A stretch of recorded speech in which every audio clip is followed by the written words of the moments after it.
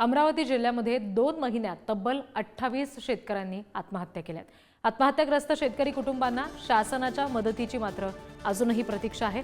शेतकरी आत्महत्येचा वास्तव अजूनही महाराष्ट्रातून जात नाहीये, ही फार गंभीर बाब आहे। सततची नापिकी आहे, कर्जाचा डोंगर शेतकऱ्यांच्या डोक्यावर आहे। शेतमालाला भाव नाही आणि त्यामुळे अशा पद्धतीने टोकाचं पाऊल सातत्याने उचललं जात आहे। दर 2 दिवसाआड अमरावतीमध्ये एका शेतकऱ्याची आत्महत्या समोर येते। अत्यंत गंभीर बाब आहे ही। 2 महिन्यामध्ये जवळपास 28 शेतकऱ्यांनी आत्महत्या केलेली आहे। दर 2 दिवसाआड एक शेतकरी आत्महत्या करतोय। अमरावतीतली ही सगळी संख्या समोर येते। सततची नापिकी आहे, वातावरण बदलाचा फटका पिकांना बसतोय। जो माल हाती येतोय शेतमाल, त्याला भाव मिळत नाही आणि या सगळ्यामुळे आता कर्जाचा डोंगर वाढून शेतकरी आत्महत्येसारखं टोकाचं पाऊल उचलतायत।